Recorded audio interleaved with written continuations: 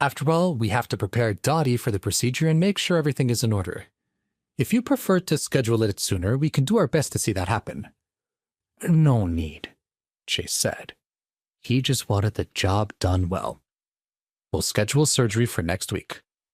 Yes, sir. Roland nodded his head.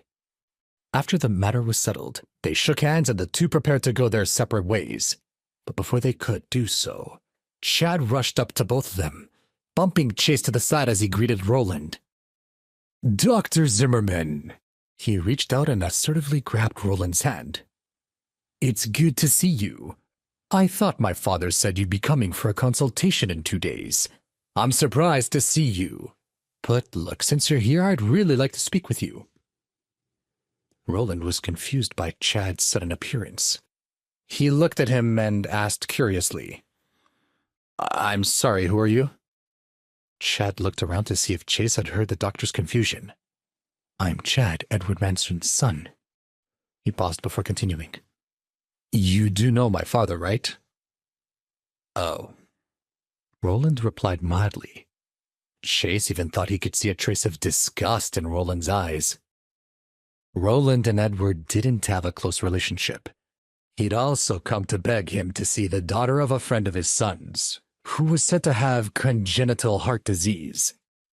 Roland had always been disgusted by doctors who worked outside of the system, who took bribes for early appointments or special treatment. However, after seeing that Edward was adamant about it, he had finally agreed to look at the girl's case.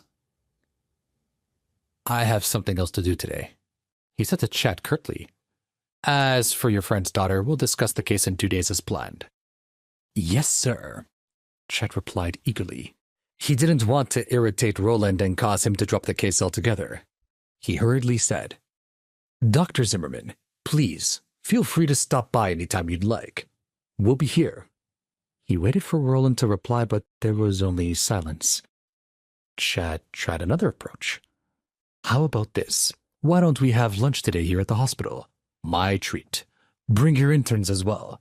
That way we can all get to know each other. And maybe talk a little shop. No. Roland refused Chad's offer. As I've already told you, I am busy today. We'll discuss your friend's daughter case in 2 days as planned. Sure, no problem. While Chad was disappointed, he didn't dare to show it. He could only nod and say, Thank you. At this moment, he turned around as if he had just realized Chase was standing there. He frowned. Why are you here? Chase laughed and threw up his hands in feigned confusion. I don't know. I've been standing here for a long time. I guess you didn't notice. Just my bad luck, I guess, replied Chad sourly. He was still upset from Roland's rebuff. Roland overheard their exchange and asked curiously, Do you two know each other? Unfortunately, yes, answered Chad. To tell you the truth, this guy is a nobody. Don't pay him any mind. He's got delusions of grandeur and thinks he's someone important. I'm sorry if he's wasted your time. Roland frowned. Chad's audacity at insulting Chase of the great Rothman family was mind-boggling. Roland would never dare to be so rude to such an important man. Chad, is it? He said. Yeah, something has just come up, and I'm afraid I won't be able to keep my consultation with your friend's daughter. Chad may have been an arrogant fool, but he wasn't stupid. He put 2 and 2 together and realized he had made a mistake. He was shocked by the revelation. Terrified, he quickly apologized. Dr. Zimmerman, I apologize profusely. Please, I know I've offended you, though I have to admit I don't know how. But please, let us discuss the matter rather than close the door entirely. You know, you are much too like your father, replied Roland. As I see it, the apple doesn't fall far from the tree. You presume that you are better than those around you without thought. I assume your friend's behavior is similar to yours, and while I feel for her daughter, I am not in the habit of being bullied or doing favors for arrogant men who think they are above protocol. Chet was becoming increasingly confused. Dr. Zimmerman, please. I know I have offended you somehow, but I do not understand how. I have only treated you with the utmost respect. Roland looked at Chase, who shot him a warning glance. It appeared that Chase had kept his identity secret from Chad for some reason. Smart, thought Roland, to see people's true character without blinding them by money.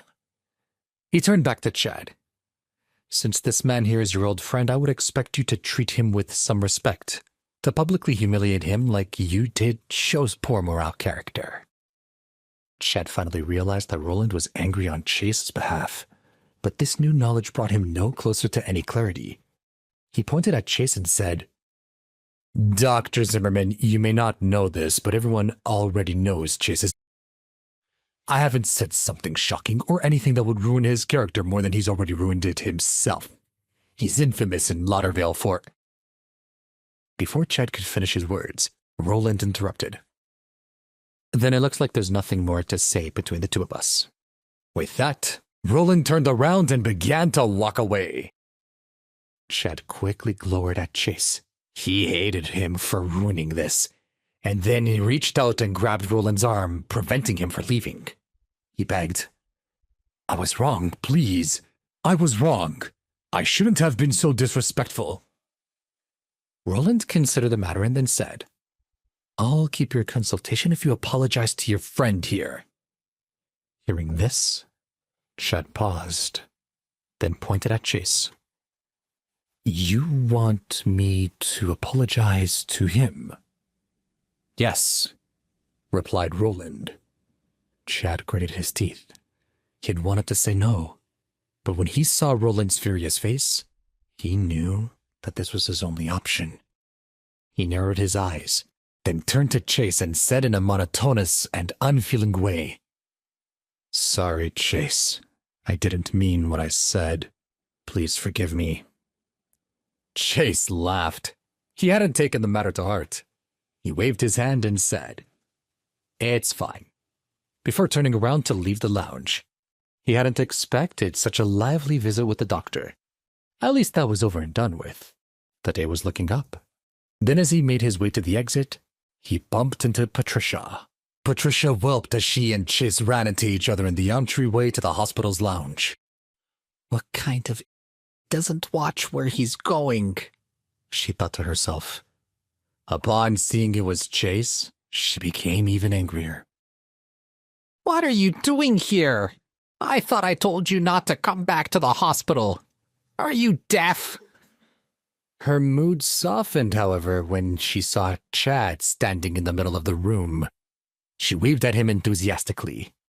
Chad, darling, I got your call. What's going on? Please subscribe to the Pocket FM YouTube channel and press the bell icon for instant notification. Check out our channel for more such exciting shows.